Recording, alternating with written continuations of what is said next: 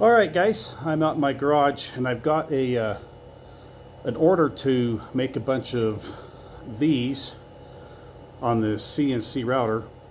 Now today's video is basically going to be how you can do production runs using these little CNC routers. But let me tell you a little story though. When I first got this job, well, I didn't even get the job yet. They asked me if I could do these. So the first thing I did was when I came home, I don't know if I have them, I used the tape and glue method. You know, you put tape down. There's actually one of these. And then I glued it, taped it to my table, did the cutout, and it took 16 minutes. I wasn't too impressed, but I took the parts to the customer. They liked it. They gave me an order for a bunch more. And I'm thinking, God, to be profitable, you've got to improve the process. So the first thing I did, let me show you, I made a stop system rather than using the glue method. And I'll show you this stop system I've got set up. Okay, I just made a quick stop. I made a bunch of these blocks here, and then I have a threaded insert for these clamps. Let me put this back. So the block sits up against here, and then I have a movable block that comes across here to butt up against, so I could bring the part over, tighten it down, and I just bring this out of the way. Okay, so that was my first step in improving my process, getting consistent clamp downs, and that seemed to work. I programmed all of this using a program called X-Carve Pro, and there's some glitches in there that I'm not too impressed with. Like, let's say for this part, I don't know if you can see this, the tool came in and it fed down and it fed over here and then it fed across,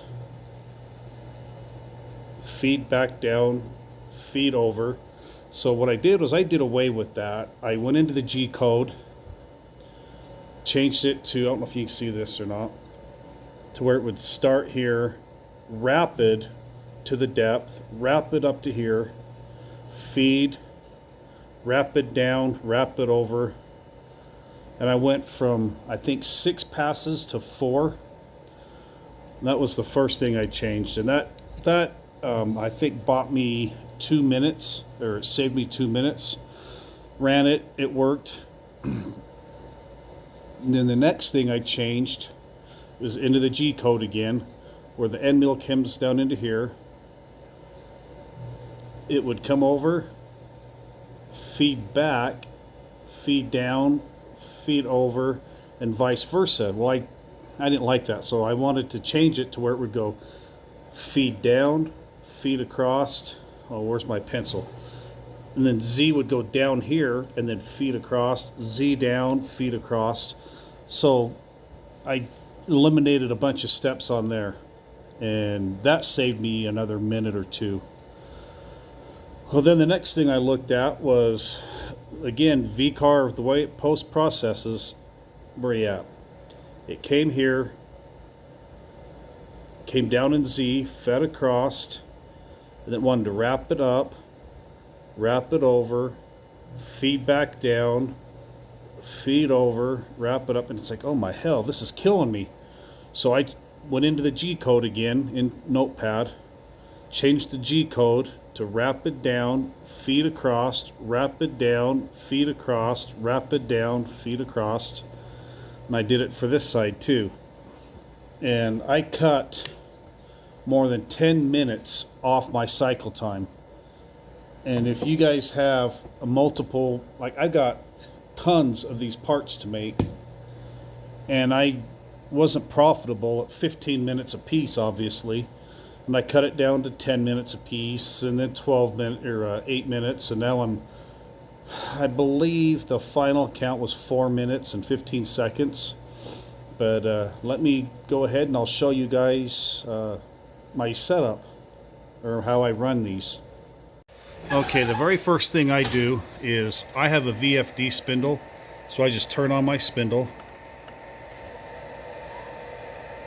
And this is, if you guys use easel, this could be a pain, but I always, as long as my computer didn't go to sleep,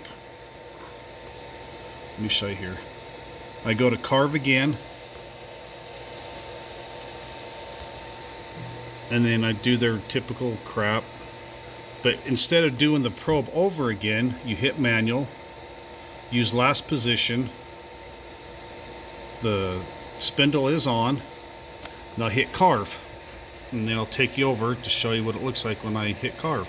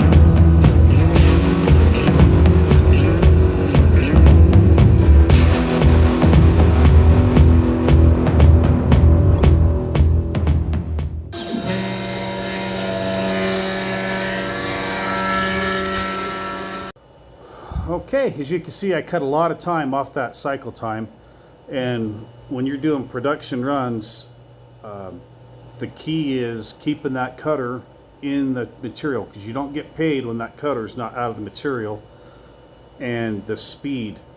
And I think I'm going to be turning around a pretty good profit on these parts. So I hope you guys that are doing production runs on these X-Carves maybe learn something.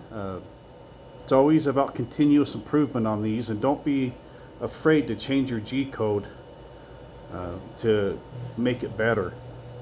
Let me know what you guys think, and it's a quick video on how I'm doing these production runs. I better get back to cutting, and Thanks for stopping by. Please go ahead and subscribe if you haven't already. There's a link also to our Facebook page, Williams Woodworking and Crafts. If you want to keep up to what we're currently working on, you can see a lot more of the blocks back there. I've got blocks for days, and you follow the money. But I'll talk to you guys later. Have a beautiful day, and thanks again for stopping by. Bye-bye.